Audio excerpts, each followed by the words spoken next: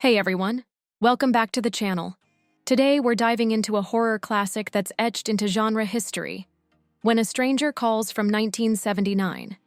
It's best remembered for its bone-chilling opening and that infamous line, "Have you checked the children?" But is the whole film worth your time, or is it a one-trick scream? Let's break it down. When a Stranger Calls opens with a teenage babysitter, Jill Johnson, receiving creepy phone calls while watching two children. The tension escalates until she discovers the calls are coming from inside the house.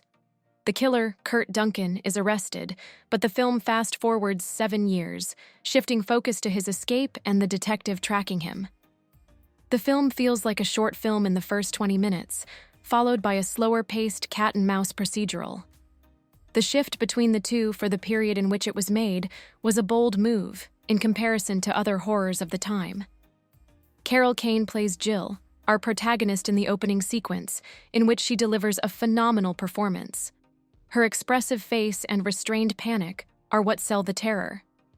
After such a phenomenal performance, she disappears until the final act. Her character feels underused in the film. Kurt Duncan, played chillingly by Tony Beckley, is unsettling not because he's monstrous, but because he's pitiful. He's quiet, awkward, almost invisible, and that's what makes him dangerous. The film avoids slasher cliches. Duncan has no supernatural abilities. He is a human, and broken in many ways, which can be clearly seen. For the most part, it does pay off, but I can understand how it may not appeal to all lovers of the horror genre.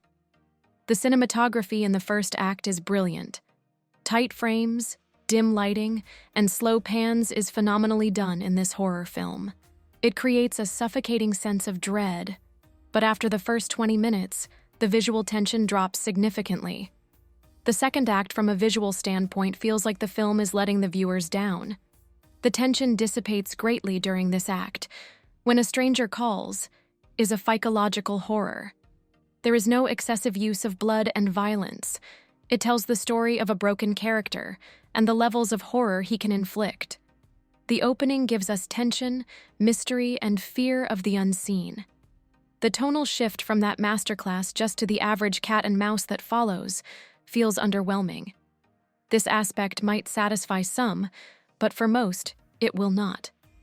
Within the opening, the script feels light, but it works well, using silence and minimalism brilliantly. But once it becomes more detective-driven, the pacing slows.